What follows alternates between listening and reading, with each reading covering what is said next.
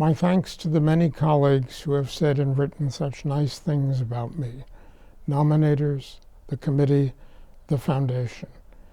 I'm representing the accomplishments of what is a necessarily global, international, scientific, engineering, technological effort that has spanned many decades and involving both individuals and numerous organizations, including giant government agencies. To a great extent, the efforts of these thousands of individuals and organizations were built upon basic science dating back hundreds of years. Much of what has happened over the past decades built upon the pioneering work of a few individuals, beginning with Fourier and Tyndall in the 19th century, and whose efforts led to the insights of Arrhenius, Callendar, and others in the early 20th century. By the middle to late 20th century, Revel, Suess, Hansen, and others recognized the huge threat of increasing atmospheric CO2.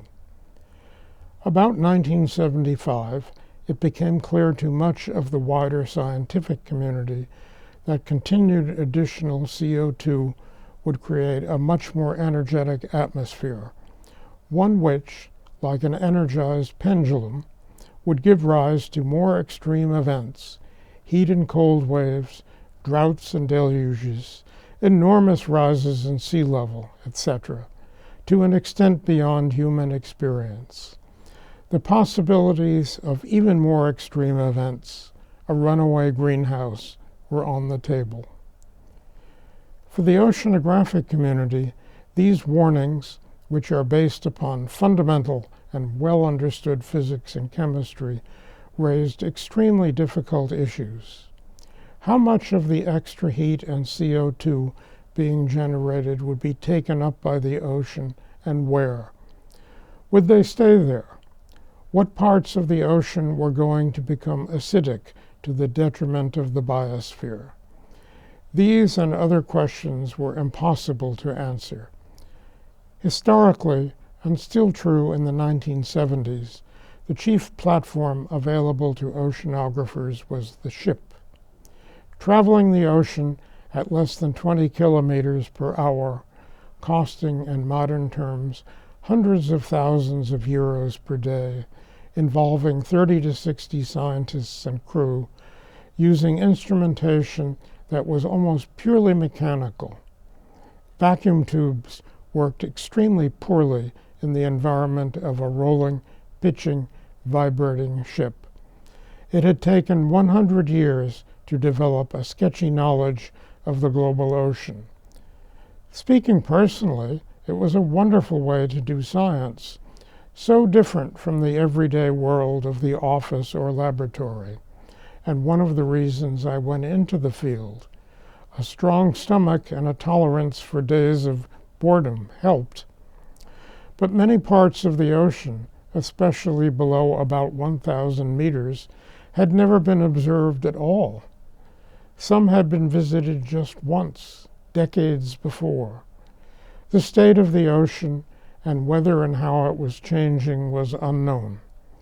The textbook picture, and one used by climate modelers, was that of a stratified swamp, warm and salty layers on top of cold and fresher ones, moving sluggishly, not changing, and as depicted in beautiful atlases of temperature and other properties.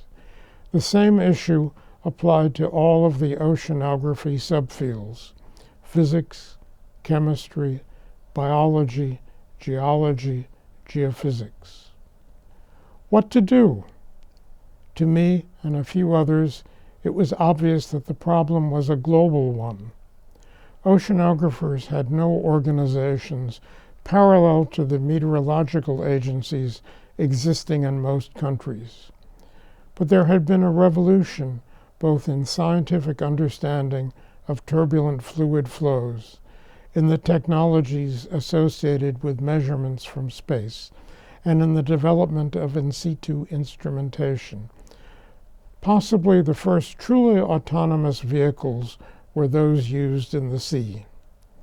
With an effort spanning several decades and beginning with a few self-appointed individuals, we put in place a global observing system, one that incorporates the physics of temperature, salt, flow, chemistry, including nutrients, oxygen, etc., and biology on all scales, thanks to thousands of scientists and engineers, universities, private and public laboratories, government and intergovernmental agencies, etc.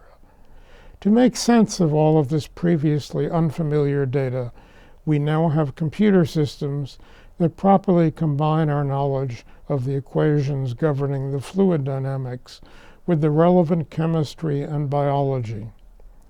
It is these accomplishments recognized by the award. Some things are now clear. Change is taking place everywhere in the ocean, but that change is radically different depending upon the region. To understand the global implications, one must understand the different regions. Much of the change is taking place on timescales longer than a human lifetime and will be a serious concern to our children, grandchildren, and generations to come. The systems must be sustained and sustained globally. The observing system is still incomplete. Much of the deep ocean, particularly, remains to this day almost unobserved. I will close by repeating the warnings of our predecessors. Observations confirm that climate change is real and is putting civilization and the wider environment at extremely serious risk. The challenge for all of us is to document and understand those risks, to prepare to meet them, and to be intolerant of the scientific and political stupidities that are vandalizing the world. Thank you.